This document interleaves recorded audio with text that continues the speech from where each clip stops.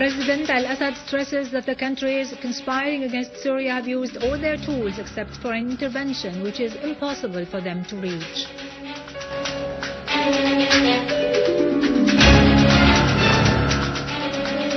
An official source in the Syrian Arab Republic points out that the collapse of Muslim Brotherhood in Egypt reveals the failure of so-called political Islam.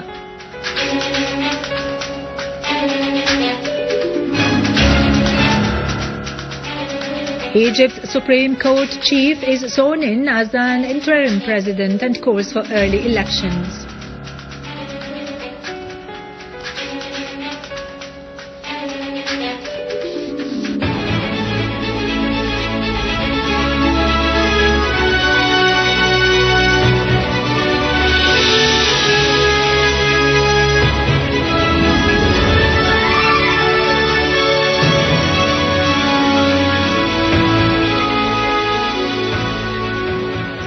Good afternoon, ladies and gentlemen. I am Mirado Krikorian from the News Center in Damascus.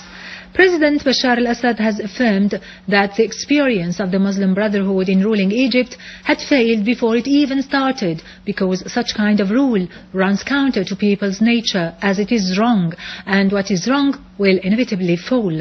His Excellency pointed out that the Muslim Brotherhood project was hypocrite, aimed at creating sedition in the Arab world. They have been the first to raise the sectarian concept and the sedition project in Syria since the 70s, the President pointed out. In an interview with al-Thawra daily, President al-Assad said that what is happening in Egypt today is simply the fall of the so-called political Islam, for whoever uses religion in the interest of politics or in the interest of one faction to the inclusion of others will fall anywhere in the world. President al-Assad said the countries conspiring against Syria have used all their moral, material and psychological tools and have had nothing left to be used except direct intervention, and this is extremely far-fetched. President al-Assad stressed that the Syrian people have proved in actual reality and in the smallest details that they are a dynamic people in every sense of the word. He pointed out that tolerance is necessary in solving national crises, provided that this tolerance be by the people, not official. The President said, "Terrorism like cancer. If it is not uprooted, it would spread faster throughout the body." He added that a real revolution stems purely from the inside and has nothing to do with foreign sides.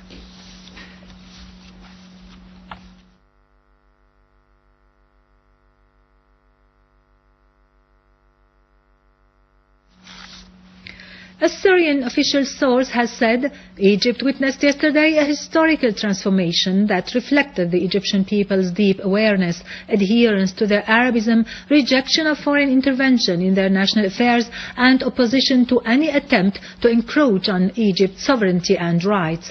In a statement today, the official source stressed that the Egyptian people have renewed Egypt's national role and their ability to defend their interests, civilization and history. The source added that the fall of Muslim Brotherhood has affirmed once again the inability of the political Islam forces to run the state, protect the cultural diversification and freedoms, and build a pattern expressive of the state's history. The source voiced the Syrian people's, leadership's and army's deep appreciation for the popular national movement in Egypt, which resulted in a big achievement, affirming that what had happened reflects a solid will to maintain democracy and diversification, the practice of political work and political pluralism, and the rejection of the Muslim Brotherhood as a project, entity and establishment not only in Egypt but also at the Arab and world levels. The source extended the congratulations of the Syrian people, army and leadership to the Egyptian people and leadership, calling on the Egyptian people to hold on to and defend this great victory, affirming Syria's stand on the side of the Arab brothers in Egypt with all its potentials. Chairman of Egypt's Supreme Constitutional Court, Adli Mansour, was sworn in as interim president of Egypt. Earlier, Mansour was sworn in as chairman of the Supreme Constitutional Court in front of the 10 members of the General Assembly of the court at Abdulrahman Nasir Hall. Egyptian news website Al-Yawm Al-Sabi' said that Mansour is committed to preserve the system of the Republic and respect the constitution and law. Egyptian Defense Minister ousted Egyptian President Mohammed Morsi amid Egyptians' joy and jubilations. The demonstrators in Cairo suspended their sit-in and opened the roads to cars, while a number of them organized clean-up campaigns.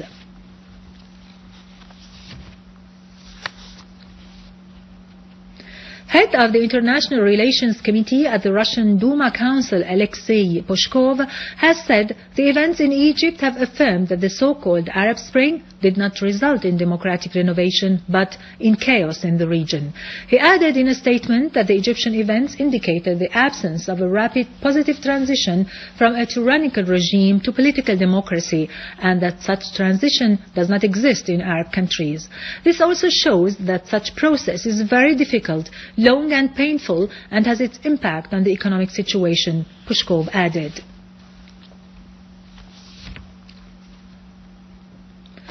Everything that is happening in Syria is pre-planned by the USA and implemented by Arab and regional forces with one objective: Israel's interest, the destruction of the Syrian state and the dismantlement of the resistance axis. Under these titles, the International Labour Center in New York organized a symposium in cooperation with the Syrian American Forum, in which it talked about the direct and indirect war led by the USA on Syria for years. The person in charge of the center, Sarah Flowenders, considered the war on Syria to have started years before the recent events, through the ongoing sanctions, the secret and intelligence wars, and the formation of terrorist organizations which were provided with arms in order to get them involved in a war against the Syrian state. The participants also discussed the impact of the crisis, drawing comparisons between what the situation was before the sanctions and the economic siege and the present situation. They called for discarding violence and military intervention in Syria and starting dialogue among all the Syrians to safeguard Syria's safety and sovereignty, as well as its distinguished social fabric. The U.S. government making dire threats on China and then Russia, and how dare Ecuador, we can squeeze you, we can cut off your trade, threats on Cuba, don't you dare receive him, and so on and so forth. And it's important to recognize that the whole world is very much enjoying at this point thumbing their nose at an absolutely arrogant superpower.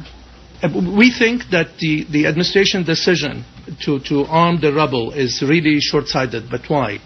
The first reason, and probably the most important reason, the rebels on the ground are not the people that you can trust.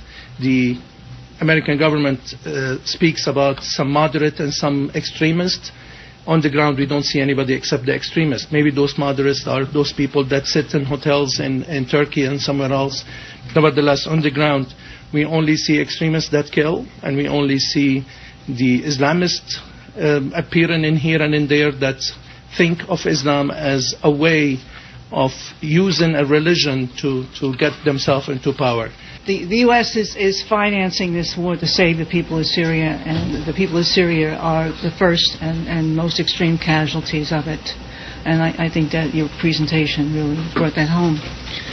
This is not a civil war. It's certainly not a revolutionary struggle. It's a counter-revolution. Sectarian war across the region is what Washington wants. It is what Israel wants. It's what the Pentagon wants. They want not only the Syrian soldiers and Syrian nationalists to die, they want the young people who were sucked into the so-called jihad to die.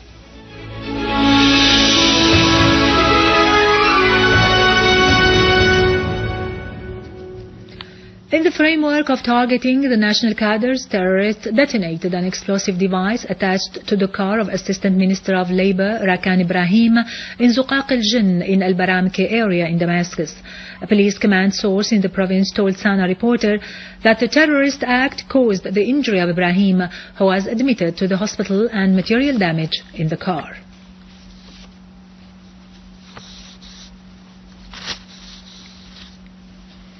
The Syrian Arab Army continued its task of clearing the homeland of terrorists, discovering new tunnels in Damascus suburb, connecting between Jobar, Al-Qaboon and Zamalka, and used by terrorists to smuggle weapons and ammunition. The control on this area is extremely important, as it is located near Harasta and represents a deadly blow to terrorists.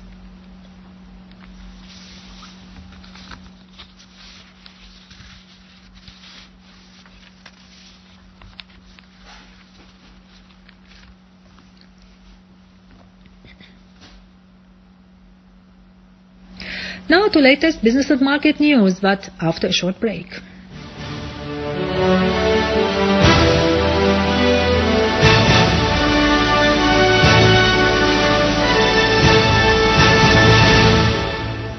Welcome back.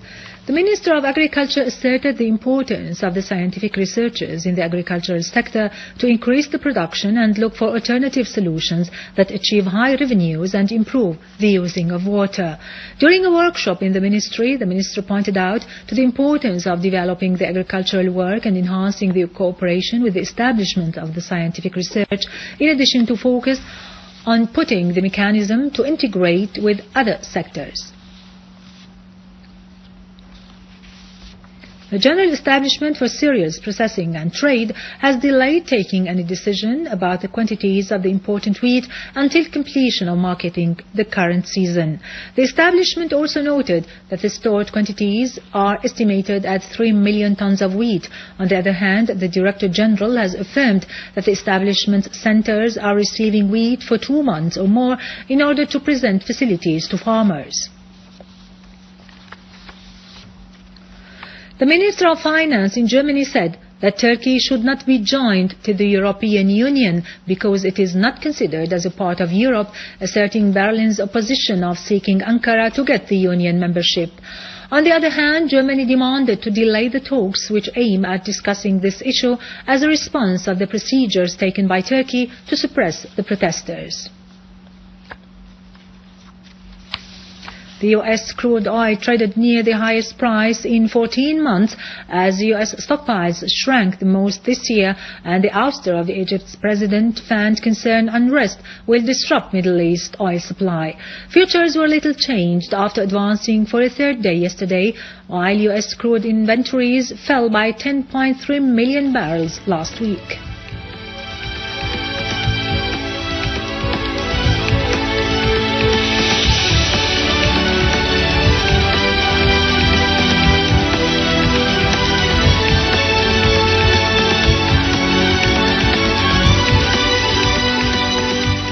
European stocks advanced, halting a two-day decline as investors awaited interest rate decisions from the European Central Bank and the Bank of England, while Japanese shares fell amid low volume, with the Topix index retreating for the first time in 6 days.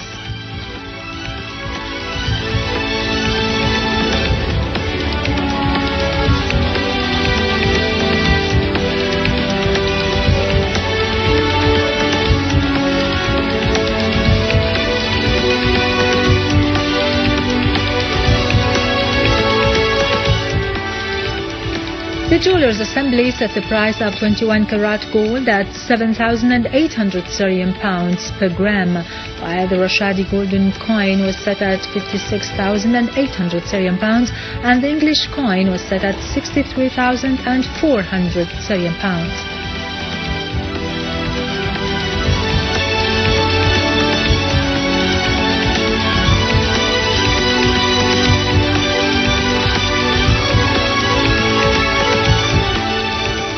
The euro fell for a second day against the yen, amid bets that the European Central Bank will use its policy meeting today to reiterate its commitment to keeping monetary policy accommodative.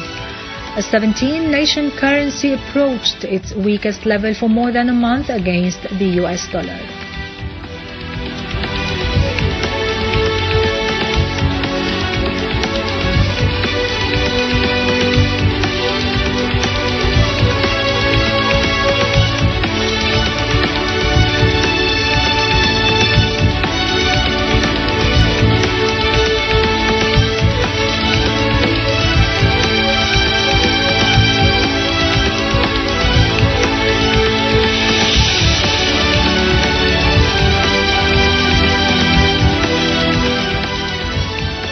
So this will end our news for today. Thank you for watching. For more details about Syria and the region and to view this bulletin again, you can always visit our site in English, syriaonline.sy. Till next Saturday, all the best.